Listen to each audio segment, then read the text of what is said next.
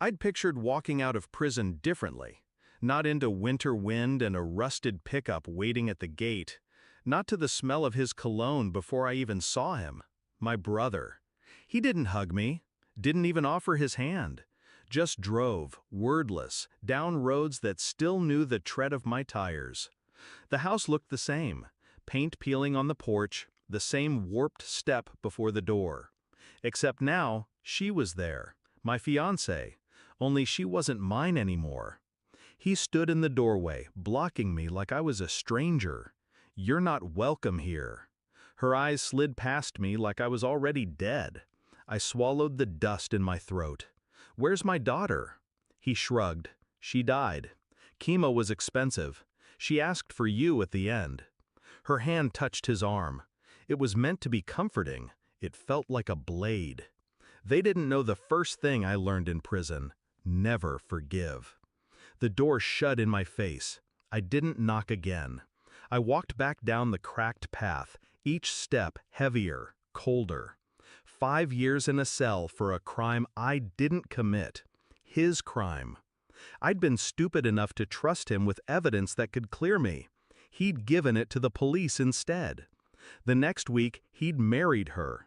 And my daughter, no grave, no service, no picture. Just a sentence tossed into the air like it meant nothing. My chest felt hollow, but my head was working. Every flicker in her eyes. The way she gripped his arm too tightly when I asked about the girl. It wasn't grief, it was fear. I rented a room above a hardware store 3 towns over. I didn't go near them for 2 weeks. Instead, I went to the courthouse. Asked for my daughter's death certificate. They couldn't find one. Hospital records, same story. I found the pediatric oncology ward where she was supposed to have been treated. No record of her admission. No record of her ever being there. At night, I sat on the creaking bed, staring at the wall. Her face kept flashing in my head. The last time I saw her, standing at the glass in the prison visiting room, palms pressed to mine. Alive. I started with phone records. I knew his old habits, the numbers he wouldn't change. Traced calls to a prepaid cell, then to an address in a county 2 hours away. A woman answered. She sounded tired, guarded. But when I said my daughter's name, she went quiet. Then she hung up. The next morning I drove there. Waited across the street until a school bus pulled up. She stepped off. 5 years older. Taller. But her eyes? Mine. I didn't approach her. Not yet. I followed the bus the next day.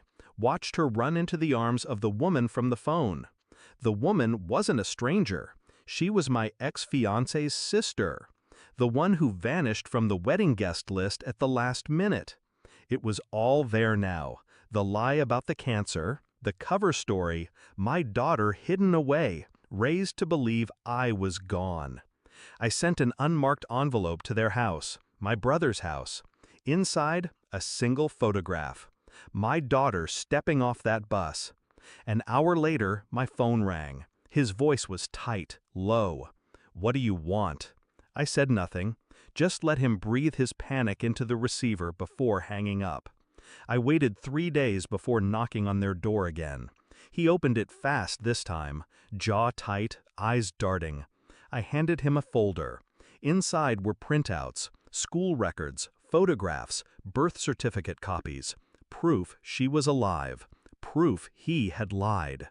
His wife appeared in the hall, eyes red. She'd seen it already. "You told me she was dead," I said. Calm, flat. He stepped toward me. "We had to protect her. You were innocent." I didn't raise my voice. "You knew it, but you needed me gone." Her gaze broke from his, locking on me. For the first time, she didn't look afraid of me. She looked afraid of him. I turned to leave. I've already spoken to her. She knows everything. I didn't look back to see the damage hit. The next week, I sat on a park bench across from the school. She saw me, walked over slowly, like she wasn't sure I was real. When her hand touched mine, I didn't feel the years I'd lost. I felt the weight I'd dropped. I didn't tell her about the nights I'd planned every move, or the rage that kept me breathing when the cell walls felt too close. I just listened to her voice, memorized it. I knew I'd never speak to my brother again, and he'd never stop remembering the day I took back what he'd stolen.